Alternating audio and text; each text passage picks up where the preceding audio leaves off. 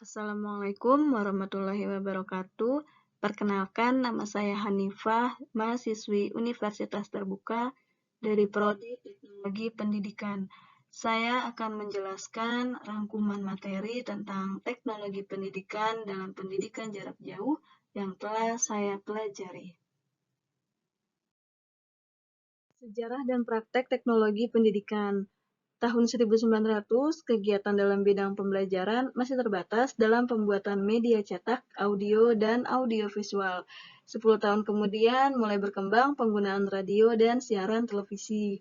Di tahun 1960 berkembang penggunaan teaching machine dengan materi pembelajaran psikologis behaviorisme.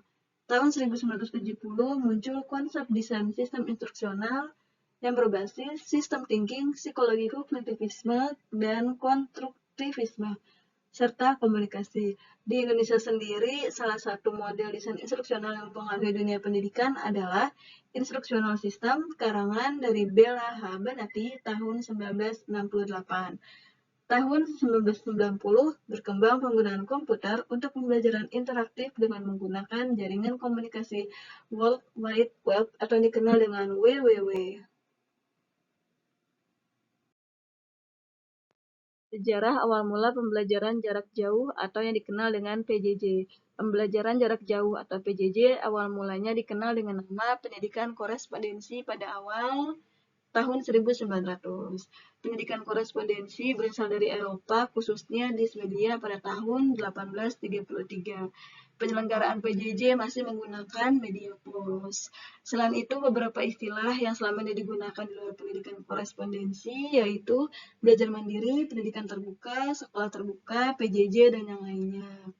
Namun sejalan dengan berkembangnya dalam bidang teknologi komunikasi dan informasi, istilah PJJ banyak dipergunakan seperti belajar elektronik, belajar berbasis internet atau intranet, belajar maya, online learning, belajar secara fleksibel, belajar sambil bergerak, hybrid learning, dan blended learning.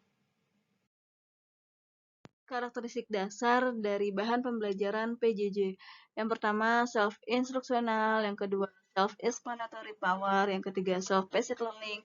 Yang keempat, self-contained. Yang kelima, individualized. Yang keenam, communicative and interactive.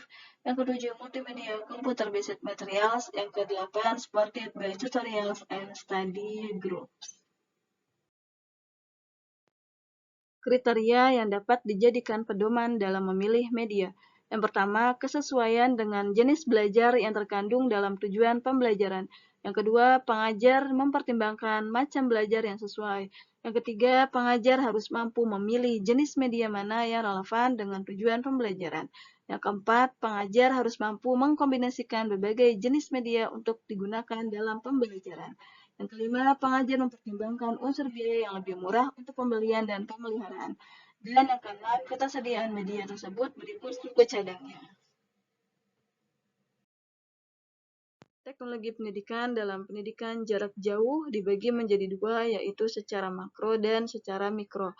Dalam tingkat makro, teknologi pendidikan merupakan proses yang sistematik dalam memecahkan masalah pendidikan. Contoh produk teknologi dalam tingkat makro yaitu PSB atau Pusat Sumber Belajar atau Learning Center, yang secara historis perkembangan PSB di Amerika Serikat mulai muncul sejak 1940. Yang kedua, teknologi pendidikan secara mikro yang juga disebut dengan teknologi pembelajaran. Ini merupakan proses yang sistematik dalam memecahkan masalah belajar mengajar. Produk dari teknologi pendidikan secara mikro yaitu tatap muka dalam kelas biasa, pengajaran terprogram, televisi pembelajaran, program media pembelajaran, dan lain-lain. Pendidikan jarak jauh di Indonesia telah ada sejak 2 Juli 1950 dengan berdirinya Balai Kursus Tertulis Pendidikan Guru BKTPG. Tanggal 13 Januari 1954, namanya diubah menjadi Balai Pendidikan Guru BPG yang bertugas untuk menyelenggarakan kursus bagi guru untuk mencapai ijazah SGB, SGA, BI, dan MI. Berbagai proyek PJJ pernah dilakukan di negara Filipina, yaitu The School Broadcast Program (SBP) yang dimulai pada tahun 1959 oleh Bureau of Public Schools dengan bekerjasama dengan Philippine Broadcasting Service untuk melayani para guru dan siswa SD dengan cara memberikan bahan pembelajaran pengayaan yang mutakhir melalui radio. Tiga konsep penting dalam penilaian hasil tes belajar yaitu satu, validitas, yaitu mengukur pengetahuan, keterampilan fisik, dan atau sikap yang terkandung dalam tujuan pembelajaran. Yang kedua, reliabilitas, yaitu mengukur stabilitas atau konsistensi internal. Yang ketiga, dapat digunakan atau usability, mengacu pada seberapa mudah, efisien, dan praktis suatu tes untuk dilaksanakan, dinilai, dan diinterpretasikan. Berdasarkan jenisnya, alat penilaian hasil belajar dapat berbentuk satu, tes objektif, yaitu berbentuk pilihan ganda, benar salah, jawaban pendek, dan menjodohkan atau matching. Yang kedua, tes karangan, yang digunakan untuk mengukur kemampuan peserta didik dalam mengekspresikan pikirannya secara original. Yang ketiga, checklist, yaitu alat observasi untuk menilai kinerja atau performance.